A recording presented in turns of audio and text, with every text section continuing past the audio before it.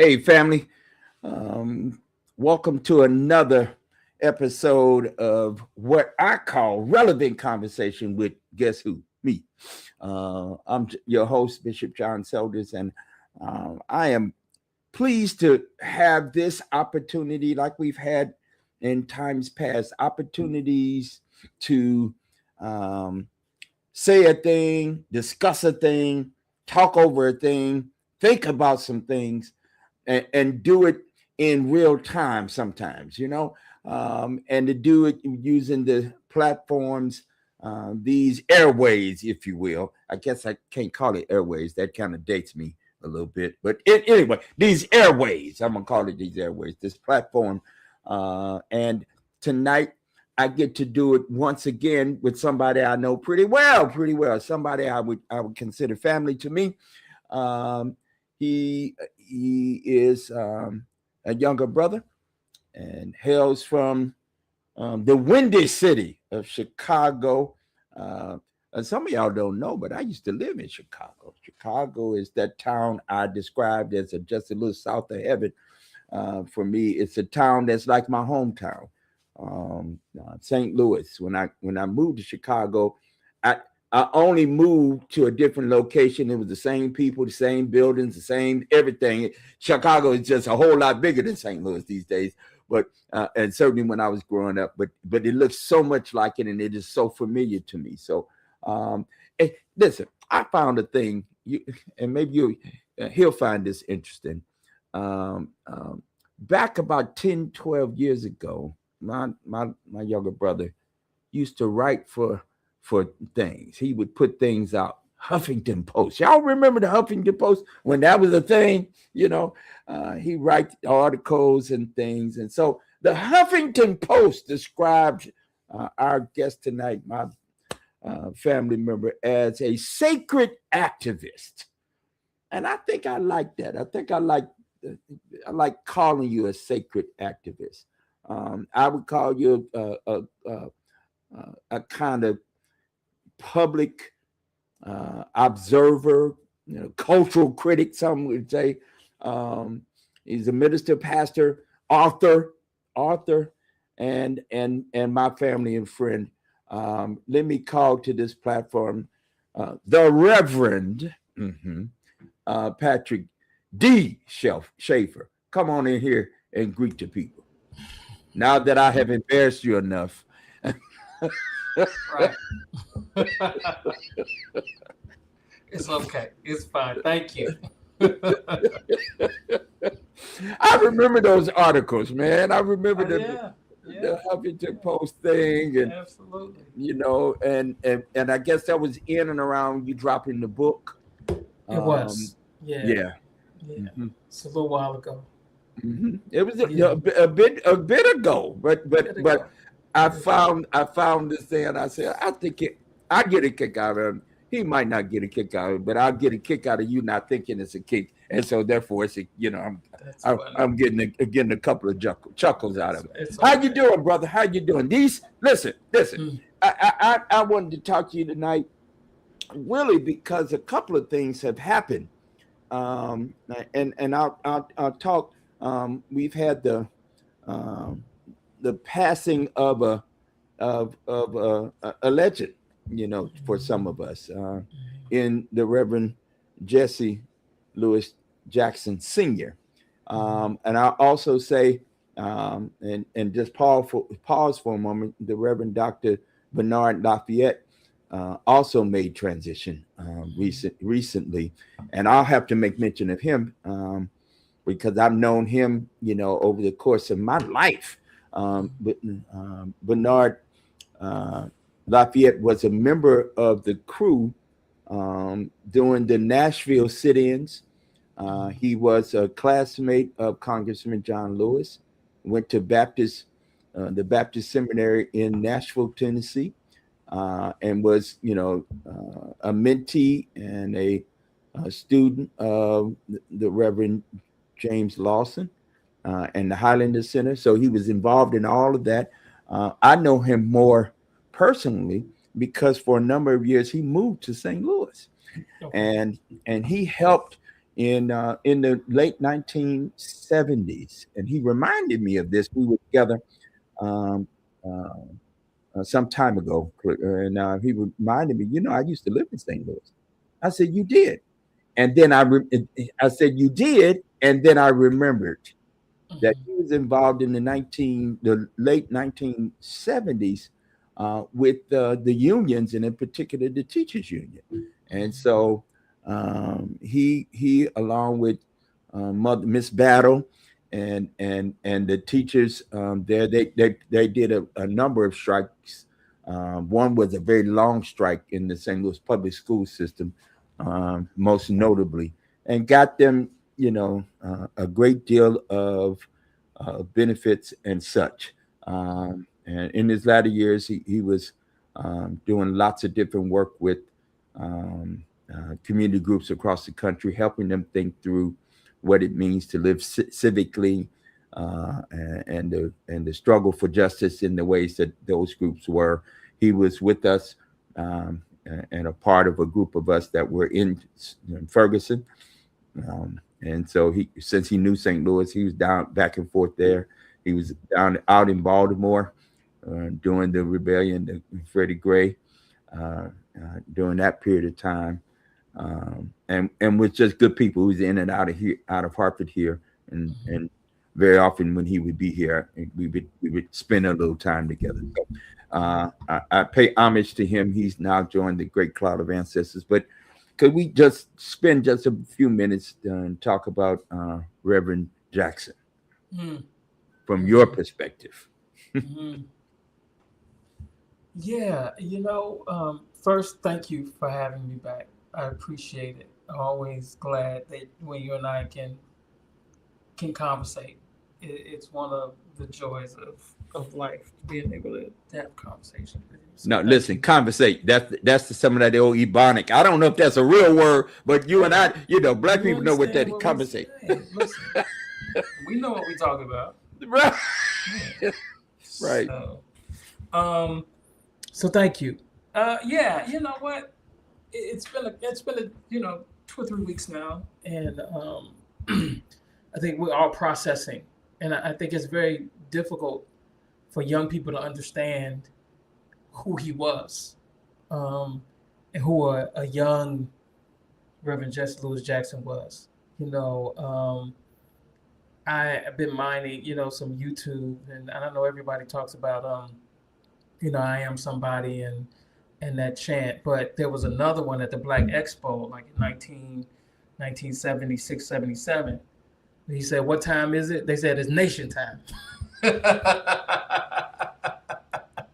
I like that one. It's nation. It's nation time. He comes out of the Black radical tradition. What time Um, is it? it's Nation nation time. time. Nation Yeah. time. Yeah. Yeah. Um, and there's a lot of things said about how do we situate him within the context of American history. One of the most significant figures. I reject this idea that he was too late to be king, too early to be Obama. I think there's a broader narrative to how we understand him. I think a more significant narrative, and this is, and you can correct me if I'm wrong, but this is what I've been thinking about. He actually, to me, defined what it is to be a Democrat, and I make that claim based off this: is that after the Great Society, right, and LBJ says, "Well, we've lost the South for, a generation or two." Since that moment, Democrats have been moving further and further to the middle, further right, to try to basically apologize to the South for what LBJ did, and to try to make amends for it. And but it was Reverend Jackson, through his run for president, who actually defined for me what it is to be a Democrat. That he centered human rights through the lens of civil rights.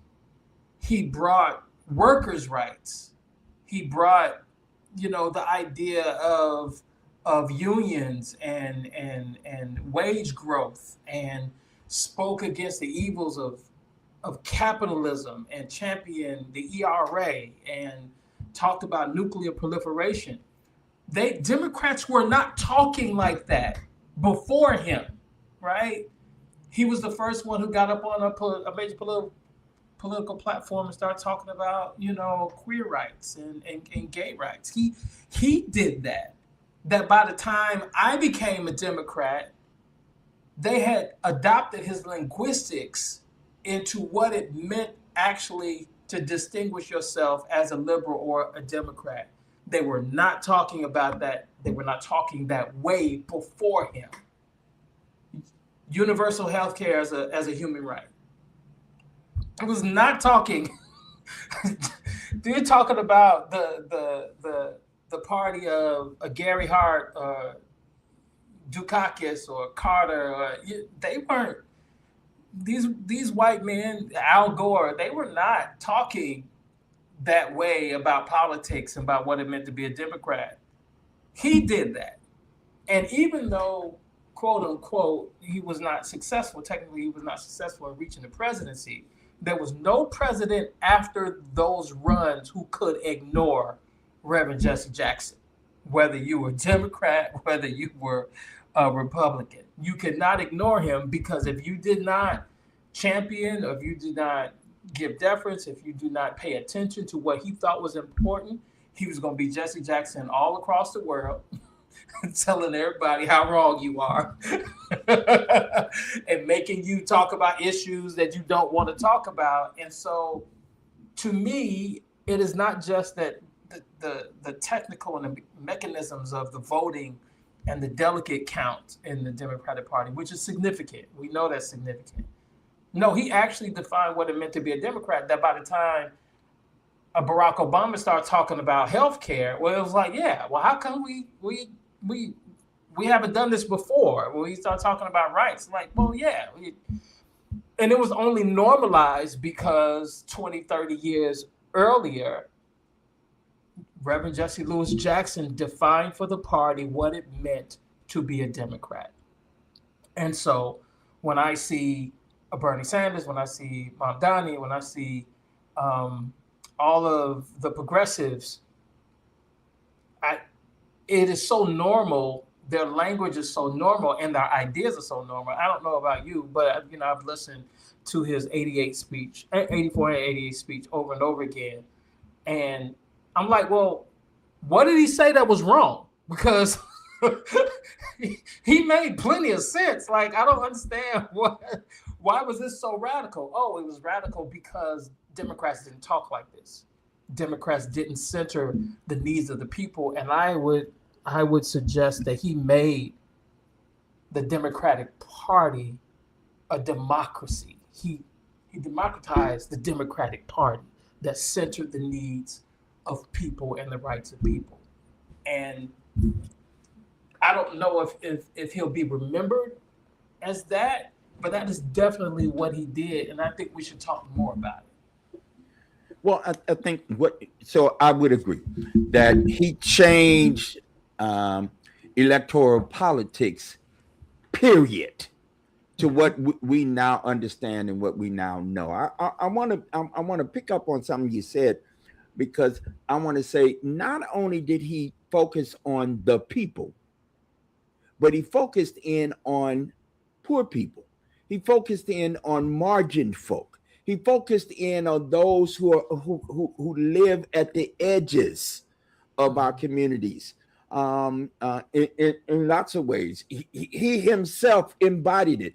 I mean, the brilliance of his 1988 speech at the Democratic National Convention is him telling his own story of being the son of an unwed, teenage mom living next door to his daddy. I mean, and saying, not only I am somebody, right? So we know that part, and I love Nation Time. You can't that convention of Black leaders in Gary, Indiana, in 1972, where now remember for folks who don't have this history in mind, Dr. King was killed in 68, right? Robert Kennedy was killed, assassinated in 68.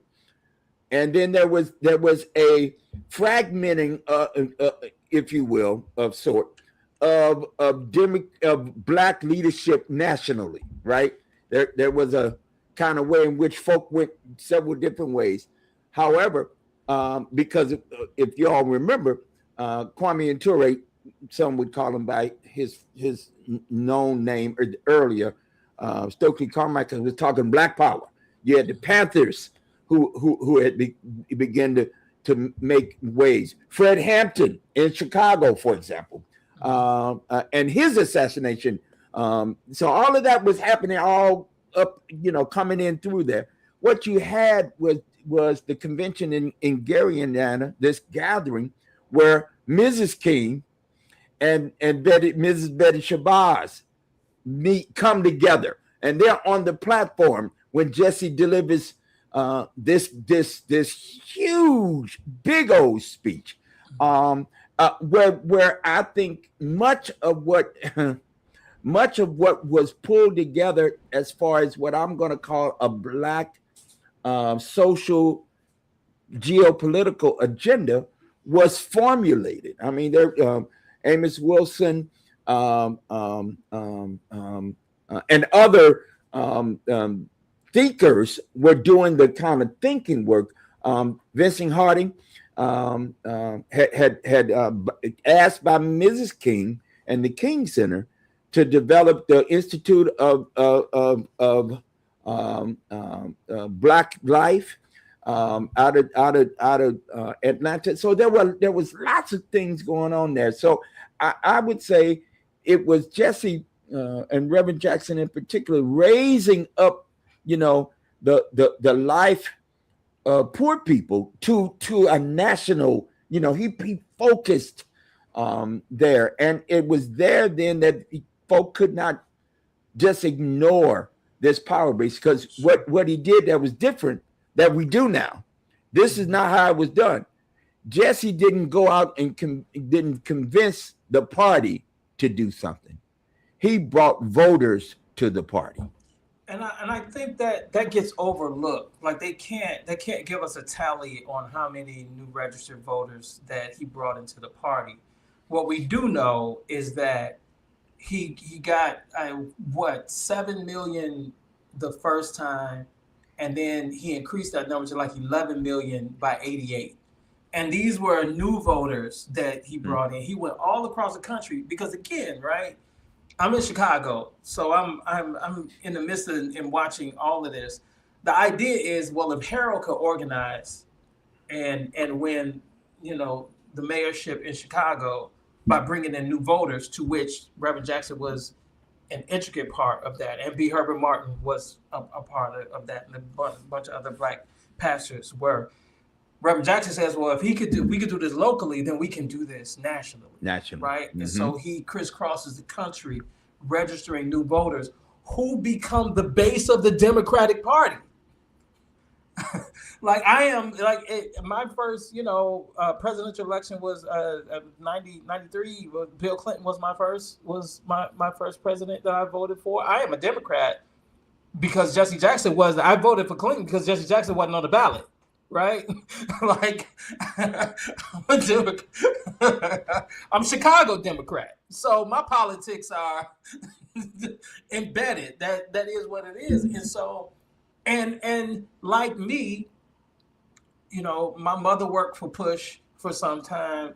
My dad played the organ over there. So being around Push as a kid, what it was, I grew up and I became a part of the Democratic Party because Reverend Jackson was a part of the party. But like me and my generation, we had children, and they are Democrats because we're drawing a line between 84, 88 until subsequent presidential elections that served as the base of the Democratic Party. So I think his influence and his fingerprints can't be ignored. when you look at it through that lens, he has defined to us what it means to be a Democrat. He made the Democratic Party the party of the people. He changed the mechanisms about proportional electoral electorate voting. That we understand how that affected subsequent elections. Like how didn't he?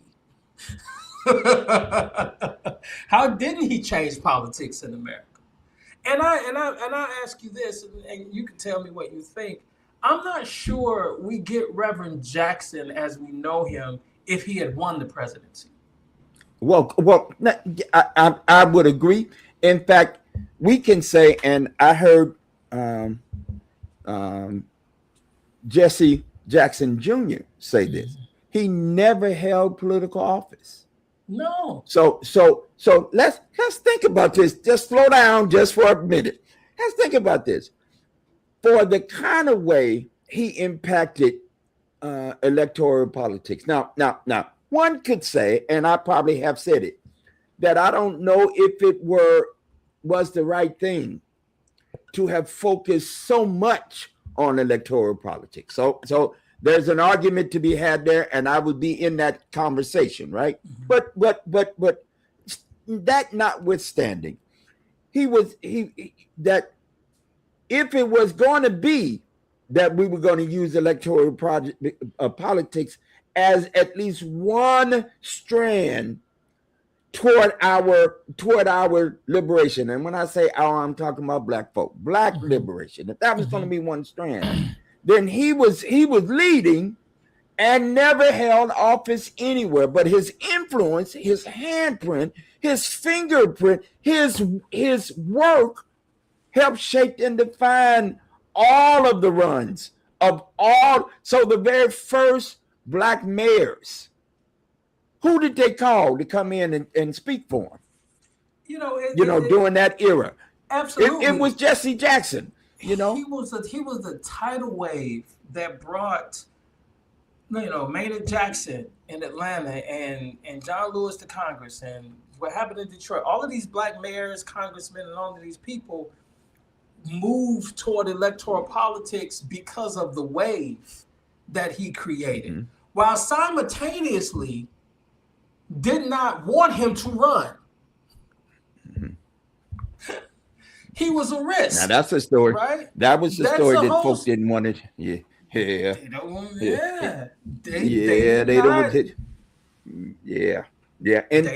want him to run. Here's another piece of this that I hadn't quite thought about it until just now. Well, I've thought about it, but putting it together.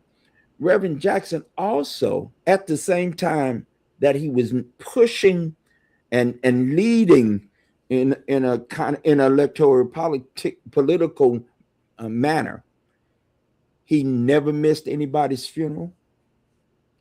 Every black cultural event for my whole lifetime, he didn't miss.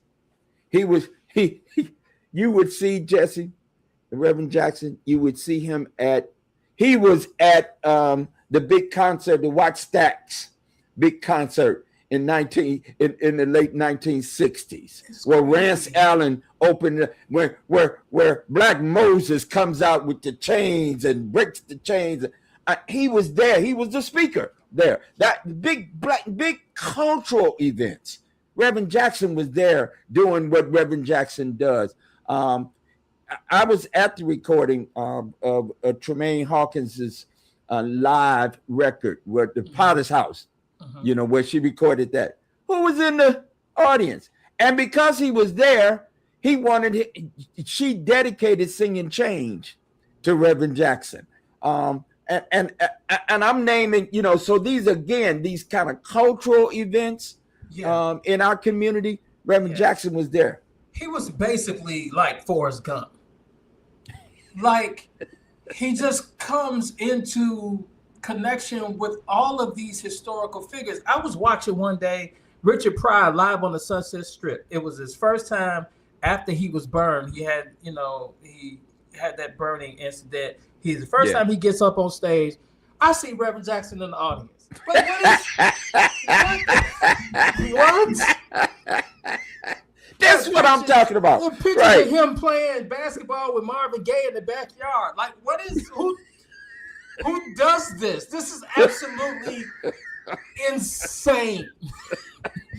Everybody, the whole world knows who you are without ever being elected office, and that's just by sheer force of his ambition and his will and his clear moral vision. Yeah. Um, Yeah. yeah, I just don't think we can overstate it. Yeah. We can't overstate it. And, quite honestly, we do we do ourselves, him, his legacy, and ourselves a disservice if we don't really locate him contextually in the time that he lived. So, and Absolutely. here's what I think people may be trying to get at, and I'm with you. I reject somehow he was too late and too soon. I reject that.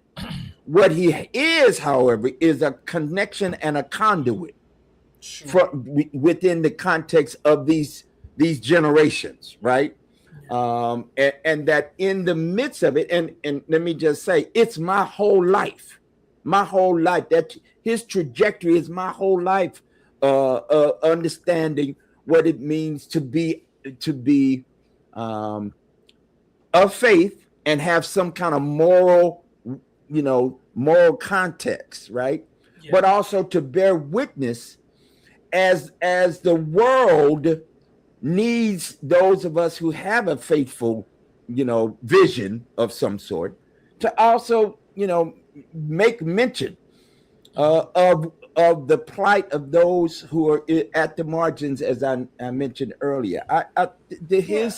His sophisticated nature, and to boot, he wasn't a dumb man. He was smart as a whip. You ever One be of the around him? most His brain still was brilliant. functioning. Oh, Oh my God. I've been around mhm, him. And he was just thinking off top of his head, just mhm. off the cuff, going. He'd go. A mind. Did you hear me? I mean, an active mind. And so let me go back to what you said, and I think you're absolutely right. Reverend Jackson is not a placeholder between Martin Luther King and Barack Obama. He is the connective tissue of a lived history.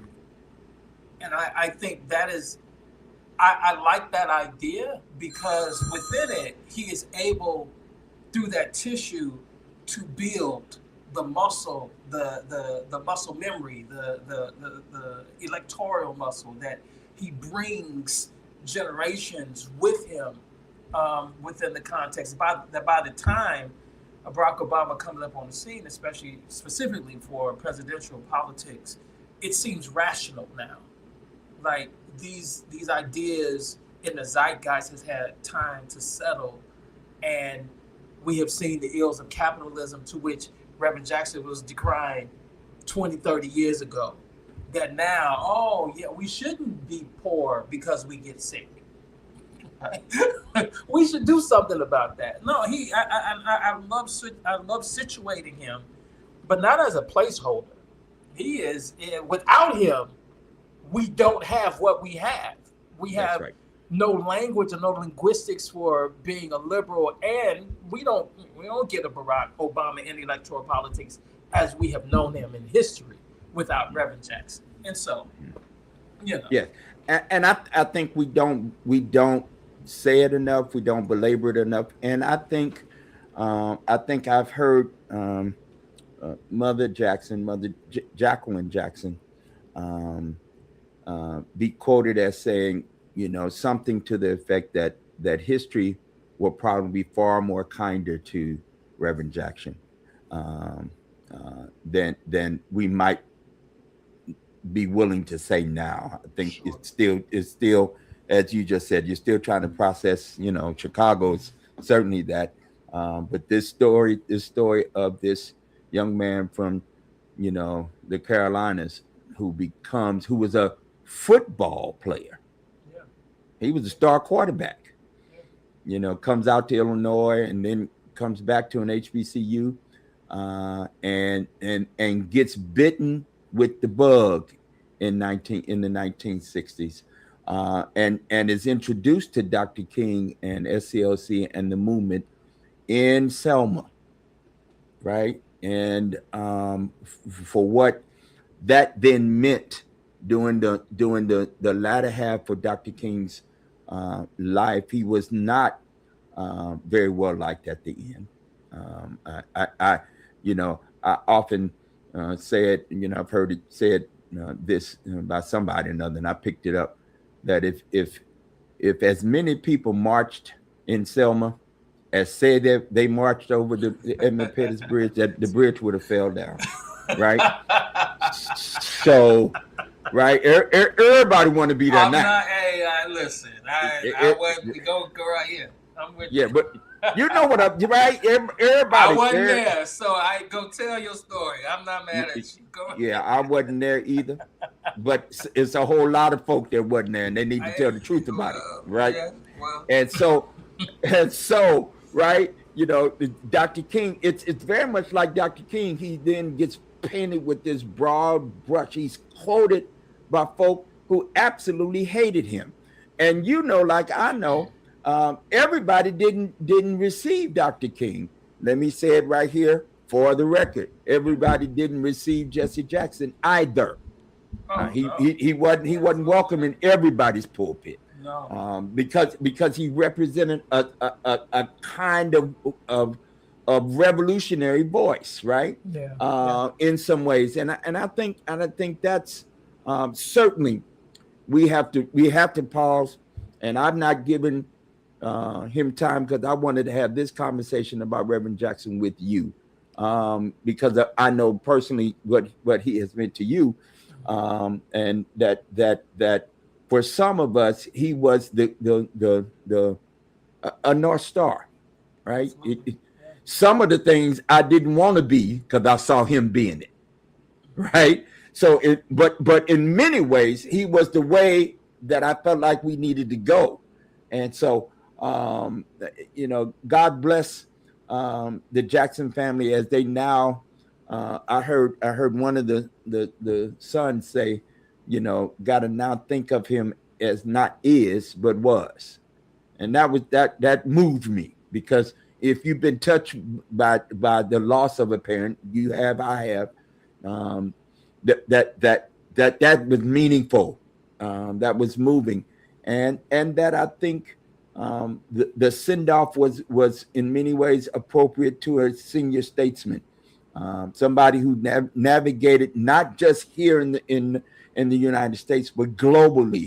His witness meant that he got on a plane, went over yonder, and went and got some captured Americans and brought them back home. Who does that? And they're not a political leader. They're not elected to office, or not some billionaire that came from billionaire money and family. The way in which his story tells all of us, to keep hope alive, to use his phrase, right? Yeah. Yeah. So Yeah, I think that it was a fitting memorial for him. It was as long as it needed it to be. It needed to be. It could have been longer. yeah, Um, I and I understand the complicated space that memorializing such a luminary figure can be. It's a daunting task. How do you put in summation, his life? We'll be talking about this for a few decades to come, trying to contextualize him and to understand him.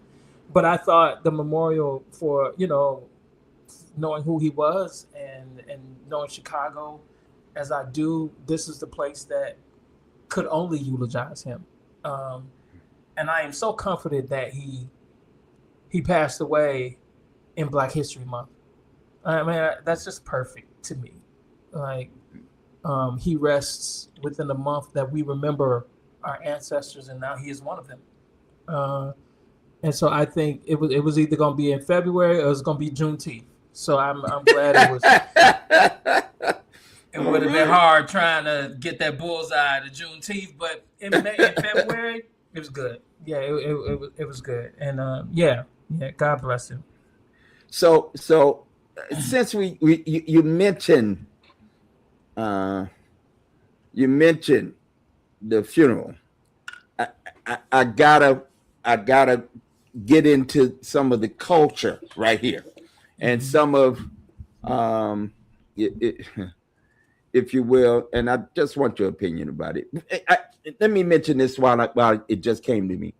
And he rests. His final resting place is in Oakwood Cemetery. Mm-hmm. All right, in South Side of Chicago, very near the National Push headquarters. Um, Mayor Harold Washington rests there. Yeah. Um, um, Bishop Lewis H. Henry Ford Ford. Yeah. rests there. The Johnsons are right Mm-hmm. next door Mm-hmm. to Bishop Ford's final resting place. And I'm talking about John Johnson. I'm talking Yeah. about, I'm talking about the Johnsons Yeah. of, Ebony Yeah. and and and Emmett Till Look, yeah, rest there. his resting place is amongst Jesse Owens and Jesse Owens. Clarence H. Cobbs, Call the roll, sir. Eugene D. Gray, Eugene uh, Gray. All Father right. Hayes. Father Hayes is in Yeah, Oakwood Cemetery. it is the place where he needs to be. Yeah, yeah, It's right there. Yeah. yeah.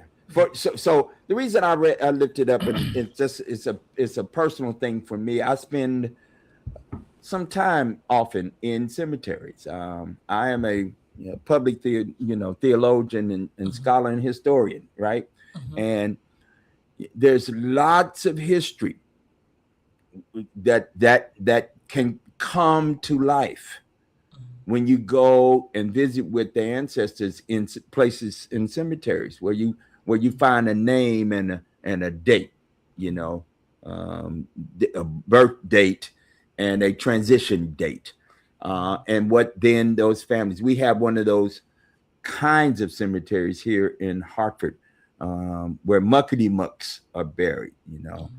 I live very near cemetery that Catherine Hepburn is buried.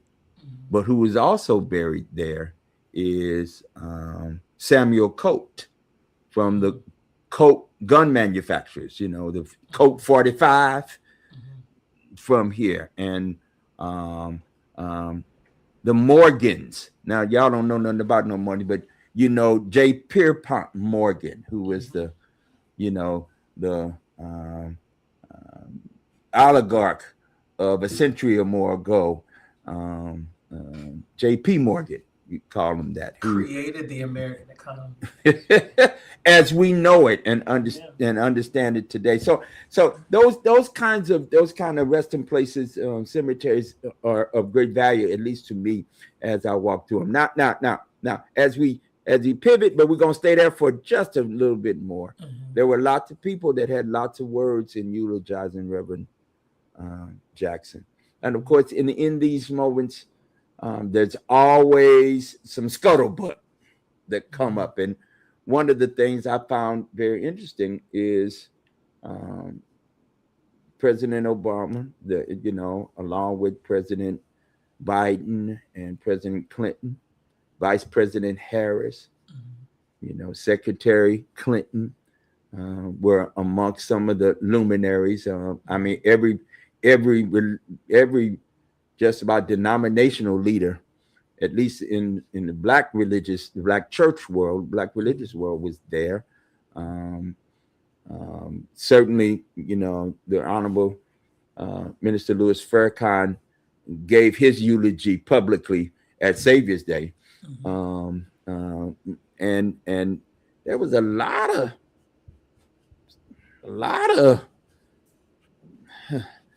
folks. They got hot there for a minute, because my elder brother was there, and senior statesman, Mm-hmm. the Reverend um, Dr. Jeremiah A. Wright Jr. Baba Jeremiah was there, Mm-hmm. and when Pastor um, um, Wright is in the room, you and I growing up in the Black religious tradition, you pay homage to the people where you come from. Your lineage is important. Yeah, And there was a little scuttlebutt on the socials, a little. a little scuttlebutt about the way in which Pastor Wright might have been, oh, might have been disrespected Mm-hmm. Mm-hmm. by the former president of the United States, who one of his former members. Mm-hmm. Mm-hmm. Could you talk a little bit? What was that about in Chicago? And I mean, I got a sense of it out here, not living in Chicago, but you know, just so that we're Yeah. balanced. Amen. Yeah. Well, you and I, we have colleagues, right? Who are pastors, seminarians. And Chicago is its own ecosystem. Um,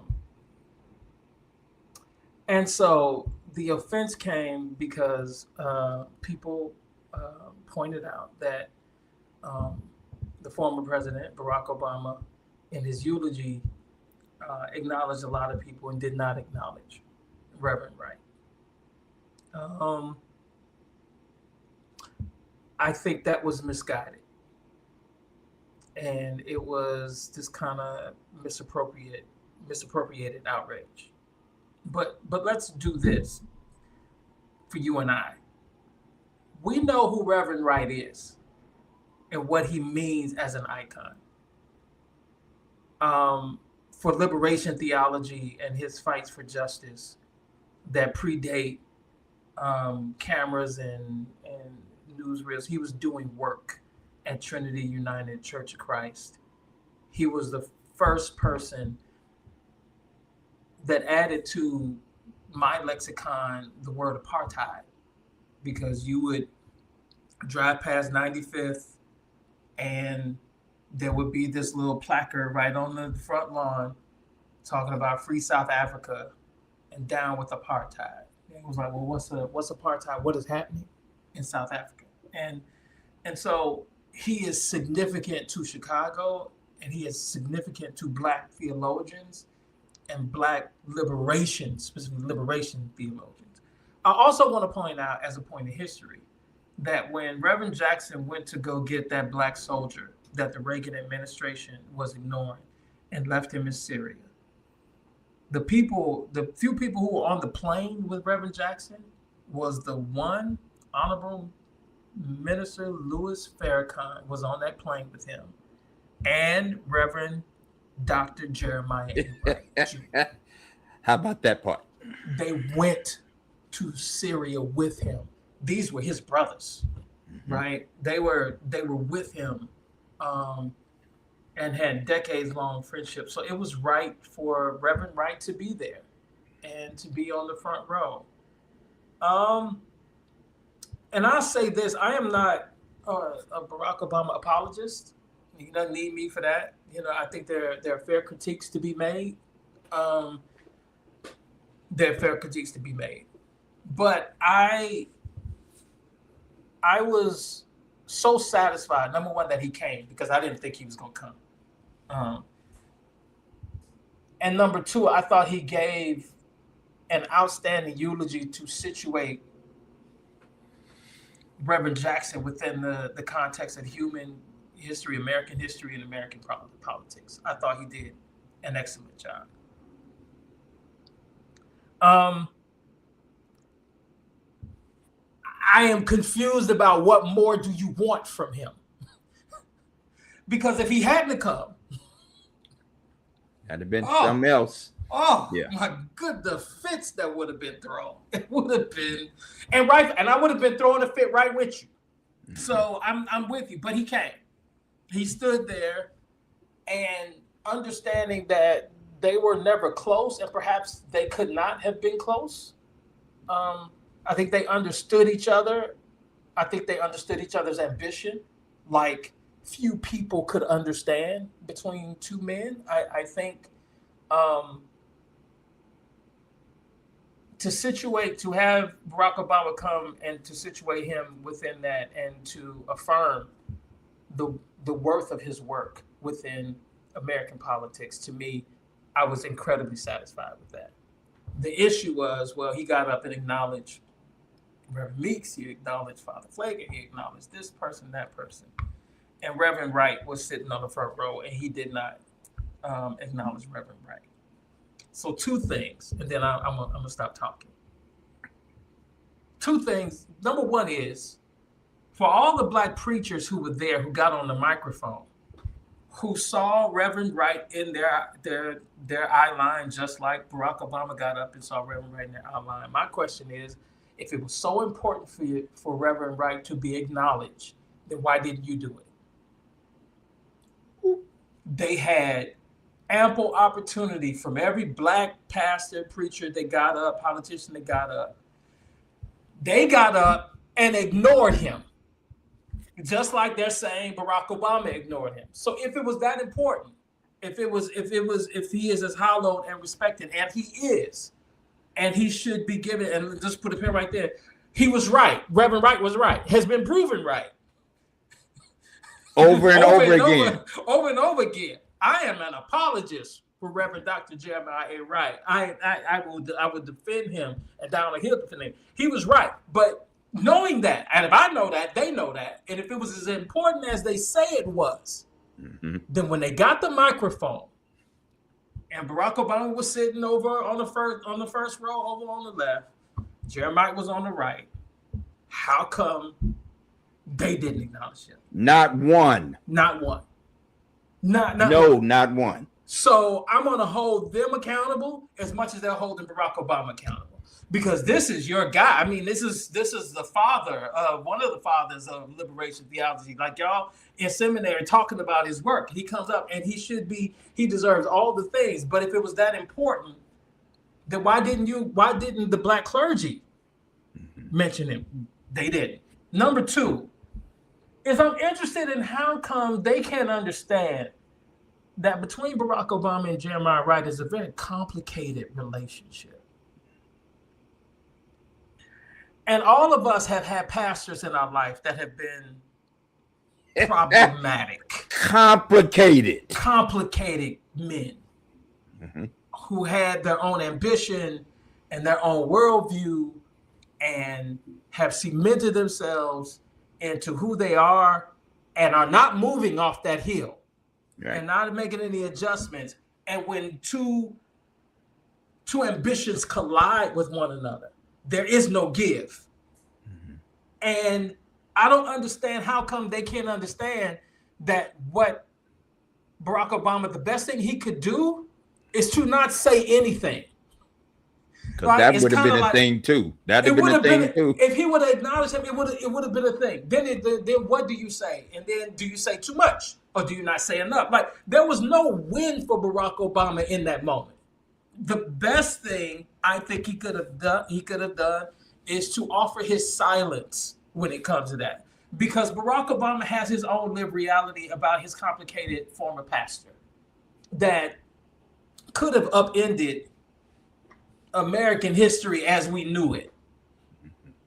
That could have went a whole nother way.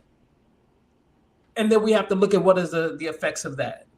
And so for him to distance himself, which was a political necessity at the moment, and for what I understood, they have talked, but that ain't nobody's business. That's not my business. It's not anybody's business.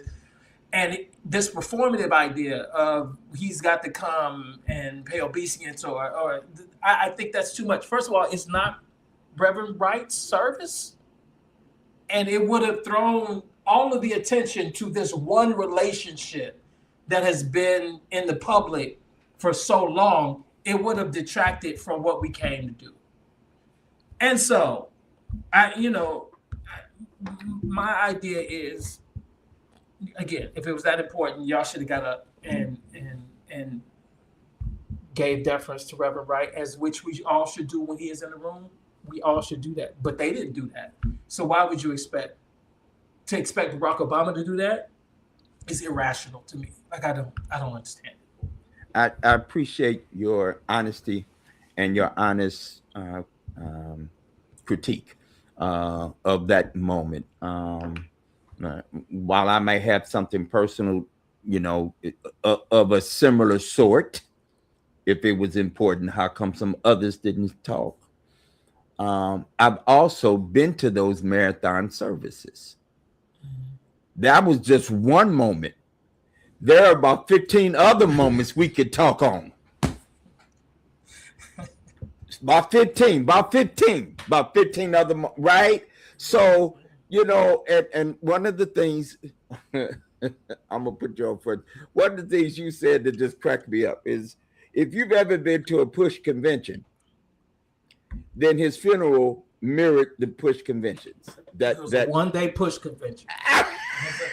That's what it was. And you have to be a part of that to understand what that is and the nuances and all that. But I was like, yeah, this is that made me giggle because I've been to a Push convention, so I know what you were talking about. So there is a, for those who don't know, this is we talking inside now. Yeah. There's a kind of chaos that exists. Organized chaos, but chaos indeed. And let me just say, you know, just for the record, you're a church young man. You grew up in the church, and so I'm giving and in the gospel music church, right? Your father was a luminary in that area. If you've been to a GMWA, Reverend Cleveland decides he's gonna take the mic. Well, the course of the program of the nightly musical will change. Yeah. Right? So it just is going to change. They tell me, and I was around Preacher Cobbs a bit, but when he wanted to channel and come to the sacred, there was nobody greater, right? And so I think and that's not a negative critique. No, right? No, right. Because I've read biographies about the Clinton administration, and they basically ran it the same way. Like it is spontaneous creativity towards a productive end. That you know, things get done, but they get done within this kind of. I looked at. I was watching the funeral, and I was watching all this movement and all these people. I was like, yeah, this is what they can push convention. This is how it happens. This is how it gets done. Yeah. So in a kind of very real way that I think we have to I honor who we are, right? And I am one of those who understands our community, and it is not one, monolithic. Two, it is not simple. Yeah. And three, it is creative and procreative, right? Yeah. And in that, the real genius is that it happens in the context of that what I call that procreation, right? That happens in the spontaneous, in the flow of spirit, that seems contradictory to the program, the established program. So I appreciate you allowing me to take us down that road a bit. Can I add something? One more thing, because it's stuck in my craw. This kind of internal policing that we do is exhausting to me. Yeah. Because the Black clergy has this reflex of always managing their authority where they feel like they have authority, or when they feel like they are confronting something they have the authority to dominate. So we'll police Barack Obama and his words because we see him as part of our community. But when it comes to Trump, when it comes to Christian nationalism, when it comes to police brutality, when it comes to Gaza, when it comes to Iran, when it comes to confronting real power and being a prophet, as we understand what a prophet is according to the Bible. Can't find them. But y'all wanna police, people who are part of the D9. Y'all want to police people what they do in their bedrooms. Y'all want to police this, that. Y'all want to police. We police each other, but we never use that authority and turn it towards the object that is systematically deconstructing our very history and who we are. Can't find you. So y'all want to jump up and down on Barack Obama because he didn't acknowledge Reverend Wright. But when it comes to more consequential issues, that you have your bully pulpits every Sunday, you always gotta. I don't understand why these people need so much attention to do nothing with it. Yeah, bro. Yeah, I'm struggling. Yeah. I'm struggling with this reflex to raise your visibility just to be seen, not to turn it towards what is constructive and what is actually hurting our communities. I ain't heard nobody talk about the healthcare premiums that have went up astronomically. Yes, sir. Nobody talk about SNAP benefits that they have kicked 3 million people off SNAP benefits. How your members gonna eat? You don't confront real power. You don't confront the Department of Education that is rolling back funding. Gone. It's gone. What are you like? What are you doing? So you're popular. You church popular for what? Mm-hmm. Mm-hmm. I for the life of me, I cannot understand the idea of people who want to be so important and so visible and achieve that to do less with it. It's me. I may be the only one but I'm just exhausted. Like I'm so over it. I'm so over it. Black people getting tough with black people, but never getting tough with the ones who are actually hurting our community. Yeah, let's be clear. If it's wrong for one, it's wrong for all. If it's wrong over there, it's wrong over here. The issue really is, where is your consistency? Oh, never mind. Because anytime you're gonna speak out and it might risk your bag, I got you. Right. So that one of the things you can name pretty quickly is where is the line where you bear witness, regardless to what the consequence may be, that you bear witness to the truth as you know it. Yep, y'all can talk all you want to about the critique, for example, of the Honorable Minister Louis Farrakhan, right? And I used to, he caught some of this smoke, a little while back. And what I would say all the time, so where is your prison ministry? Because every boo-boo, pookie, and ray-ray, I know lives get changed. They go in the joint one way, they come out the joint another way, and all of a sudden they're building community on the corner, bean pies and the final call. But let me be disciples, clear. Right? Let me, where your witness at? And so here we are, bro. Here we are in this moment that I think it bears repeating that the Reverend Jesse Louis Jackson, we all follow in some of those footprints as a black Christian minister, never serving office but having influence from one end of the community to the next. It's Reverend Jackson that went down. Plenty of black folk, and I want to say black women, got jobs in the Fortune 500 companies because of his Wall Street work. Operation Breadbasket, that he was sent by Dr. King to come to Chicago to run, for example. I mean, that is what became Operation Push and Rainbow Push, right? I got to be on a Zoom call in January about the black journalists who covered the 84 and 88 campaign, and to hear their stories were basically like, we were working at Time Magazine, Newsweek. They wouldn't let us cover anything, but all of a sudden Jesse Jackson starts running for president, and they said, go ahead and just go cover him. And out of that, they built careers that Mm-hmm. became what we know as black journalism in the 1990s and 2000s, Mm-hmm. right?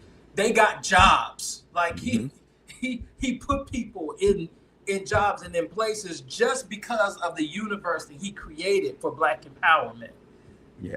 And so his influence and what he did and his contribution, like it's Yeah. singular. It's Yeah. singular. It is. It is. It is. Listen, we had an hour already, and I didn't get to some of the more juicier parts of this conversation that I wanted to talk to you about. We ain't talked at all about Jamal Harrison Bryant. We ain't talked at all about some of the other things. So I'm gonna have to ask you to, if you're willing to come on back around here. Now, let me be clear. We are in this season for those of us of the Christian tradition in the season of Lent.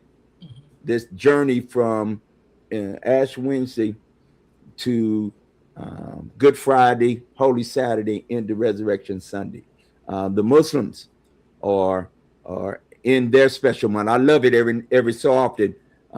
We get to practice our spiritual traditions together, right? So they're in their holy fasting month of Ramadan.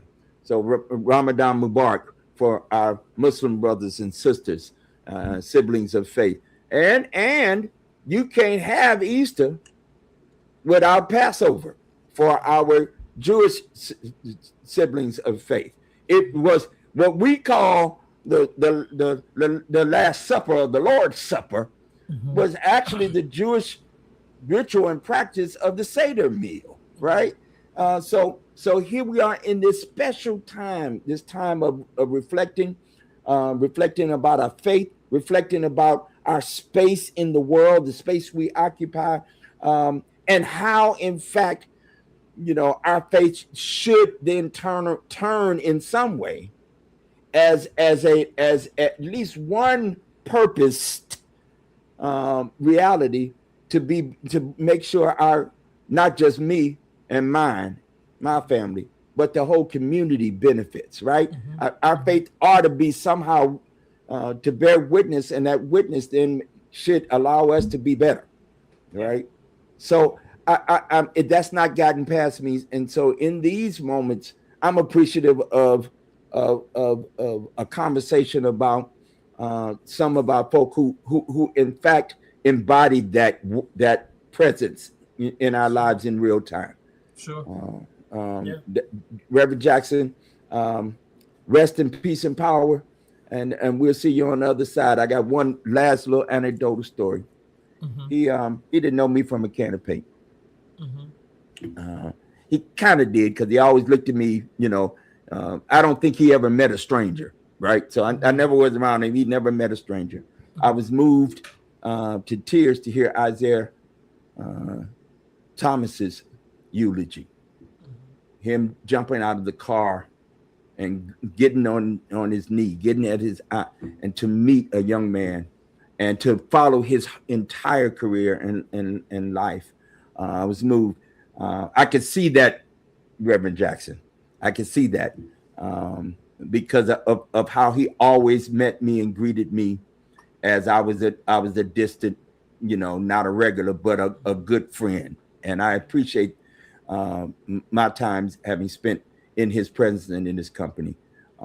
And so I appreciate you, brother, for joining me to have this kind of, what I would consider a relevant conversation about Reverend Jackson, and promise me you'll come. You ain't got to promise, because I'm gonna call you anyway and just say, can you come on? Anytime.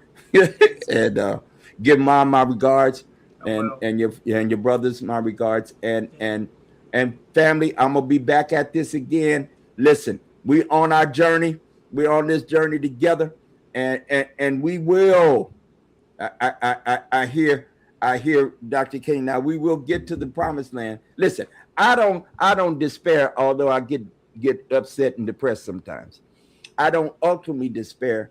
I have hope, because my hope is not in horses. It's some trust in chariots, some trust in horses. But Scripture says we will remember the name of the Lord. Psalms 1 21 says, they that trust in the Lord shall be as Mount Zion. They cannot be removed, but abides forever. That's my trust ain't in the horses or chariots. My trust is in God. And I recommend God to you, the great spirit, however your language pulls you into the conversation, that there's something that works within us and without us, and that we're connected through that spirit of something that's in and out of us, to be bigger and larger than ourselves. Man, thank you for being with us. Thank you, Brother Patrick, for sharing this time. And we'll see y'all next time. All right. All right. Peace.